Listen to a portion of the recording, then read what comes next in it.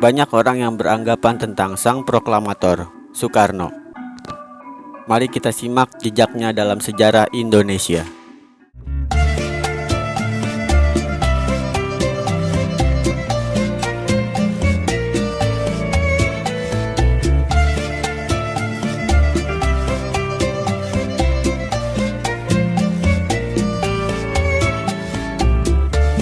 Aprendimos a quererte desde la histórica altura donde el sol de tu bravura le puso cerco a la muerte.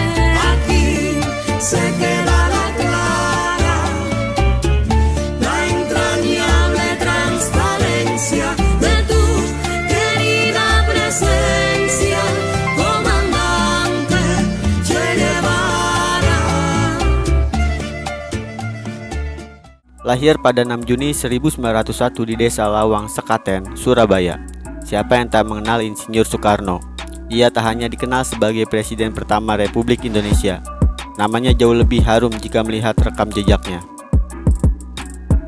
Mengenyam pendidikan mulai dari sekolah dasar di HIS, kemudian dilanjutkan dengan Erops Legore School atau ILS, kemudian Hogereberger School atau HBS, kemudian memperoleh gelar Insinyur Teknik di Technisch Hochschule THS atau pada saat ini dikenal dengan nama ITB. Perjalanan politik Bung Karno dimulai sejak ia masih menjadi siswa aktif di HBS. Saat itu ia mendirikan perkumpulan politik bernama Trikoro Darmo. Kegiatannya pun tak jauh dari pengembangan kebudayaan, pengumpulan dana sekolah, serta membantu korban bencana di Surabaya. Selain itu, ia juga pernah mengubah nama Jong Java menjadi Jong Indonesia pada saat ia masih kuliah di THS atau yang sekarang itu ITB.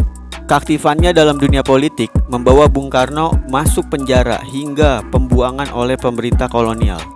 Tetapi hal ini justru membesarkan jiwanya untuk terus berjuang melawan para penjajah. Rasa nasionalismenya yang tinggi juga mendorong Soekarno untuk membentuk sebuah organisasi bernama Algemene Studi Club yang kemudian berubah nama menjadi PNI atau Partai Nasional Indonesia. Pada kemudian hari, partai ini berkembang sangat pesat hingga memiliki banyak anggota di dalam maupun luar Jawa. Namun pada tahun 1930, PNI dibubarkan setelah Soekarno ditangkap dan dipenjarakan oleh Sartono. PNI kemudian diganti namanya menjadi Partai Indonesia atau Partindo. Setelah bebas, Soekarno aktif dalam perjuangan Partindo. Tetapi pada tahun 1934, Soekarno kembali ditangkap dan diasingkan di kota Ende, Flores. Setahun kemudian, ia menderita penyakit malaria sehingga harus dipindahkan ke Bengkulu. Dari penjara Bengkulu, Soekarno kabur menuju Padang, lalu menyeberangi Selat Sunda dan sampai di Jakarta pada tahun 1942. Pada masa persiapan kemerdekaan, Bung Karno memiliki banyak peran untuk bangsa Indonesia. Ia ikut menyampaikan gagasannya mengenai dasar negara pada sidang BPUPKI, sebuah badan yang dibentuk Jepang, bersama Moh Yamin dan Supomo.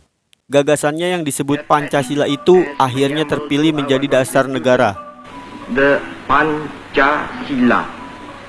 Panca means five, Sila means principle.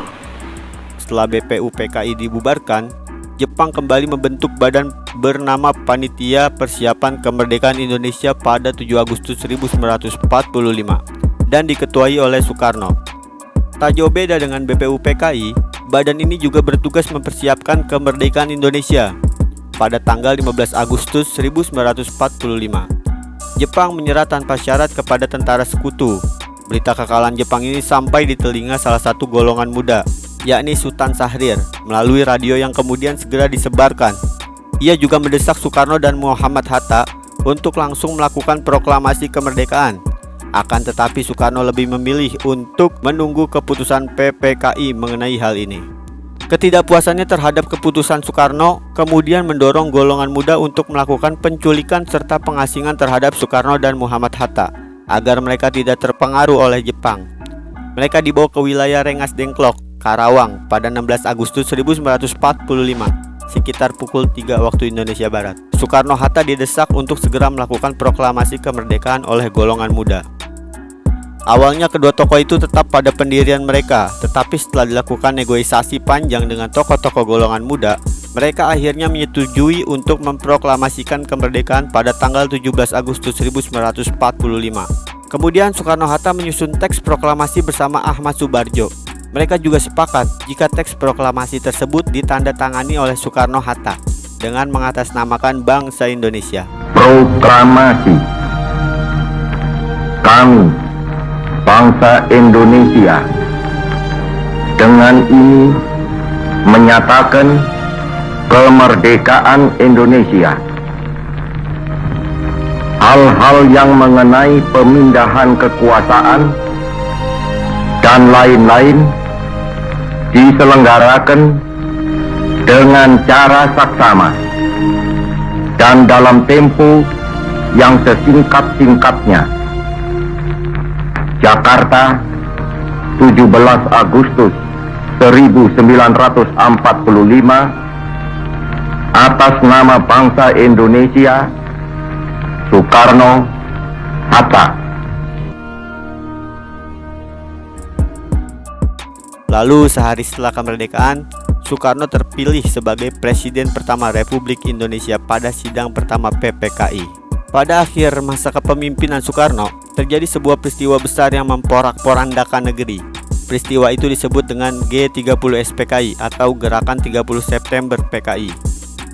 Ia kemudian lengser dari jabatannya sebagai presiden setelah MPRS secara resmi mengumumkan pencabutan mandat Soekarno dan menunjuk Soeharto sebagai pejabat presiden. Status Soekarno juga berubah menjadi tahanan Orde Baru. Ia dipindahkan dari rumahnya yang berada di Batu Tulis ke Wisma Yaso pada 1969. Soekarno pada saat itu telah mengidap penyakit ginjal yang cukup parah, penyakit jantung dan darah tinggi. Kesehatannya kian memburuk akibat penahanannya di Wisma Yaso. Di sana ia juga sempat merayakan ulang tahunnya yang ke-69 bersama anak-anaknya. Tetapi ternyata perayaan itu merupakan perayaan ulang tahun terakhir Soekarno, sebab ia dilarikan ke RSPAD Gatot Subroto akibat kondisi kesehatannya yang kian memburuk. Lalu pada tanggal 21 Juni 1970, Soekarno menghembuskan nafas terakhirnya setelah mengalami koma menjelang tengah malam. Itulah dia sekilas saya mengupas tentang perjalanan singkat sang proklamator. Bye.